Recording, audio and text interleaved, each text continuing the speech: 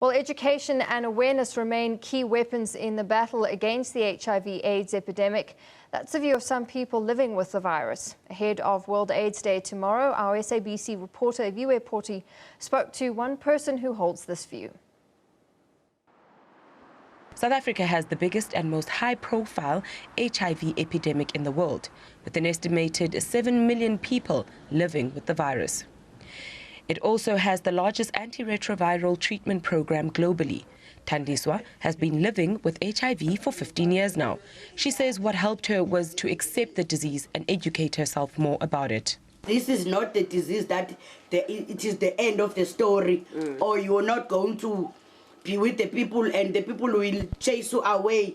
And as I told the people about my status, people coming to me and ask how you survive, because we don't see you become sick.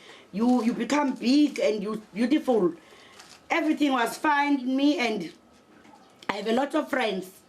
There are a lot of people who have become ill and they died because they act as if they accepted disease, but they didn't. Although government health centres such as clinics do provide education on safe sex and the prevention of HIV, Thandiswa says things were tough back when she was diagnosed HIV positive in 2009. Then I go to the clinic, and it was long time because it is the time that you take the blood and you wait for a week. After a week, you come and take your results, and the results said I'm HIV positive. And I couldn't believe, because I don't see nothing in my body. But her life went through an emotional turmoil from 2009. Her partner passed away and she had to deal with stigma and mocking by some in her community. The first person who attacked me about my status is the person who knows the family that I was having a relationship with the boyfriend in Youth Lake.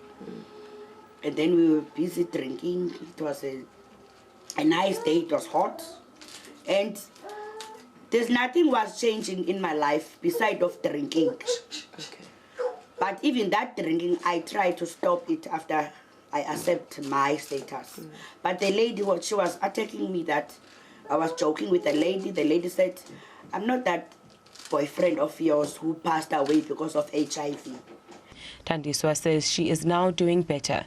For the past few years, she has been happy with a strong family support for her and her 2 children. She is thankful for the education she has been able to access through radio, the clinics and the general awareness programs, which have helped her to live a better life. I heard in the news, on the radio, on TV, all that stuff, that there is nevirapine. Yes. So I use nevirapine. I go to the clinic, I do all that process to get the child. So I have that child. She's 11 years now. Statistics show that the country is still recording 290,000 new HIV infections and 450,000 new TB infections annually. Thandiswa plans to use her story to raise awareness in her community about living with HIV. I want to be a social worker before I was at school. Oh, okay. So I failed grade 12 most. So I upgrade my subject now in Midland College. Okay. I'm doing the OA Payana. Then, if I pass the course, I try to be a social worker, because there are a lot of people I can help them. Her advice to those who may be struggling to accept and live with the virus, she says, the trick is just to live a balanced life. The only thing that makes you become not to be ill, use a condom. And you accept most the disease that you have. Yes. You must use the condom. You must go to your clinic. If you have a treatment, you must take your treatment. Nothing else. That is why I'm surviving.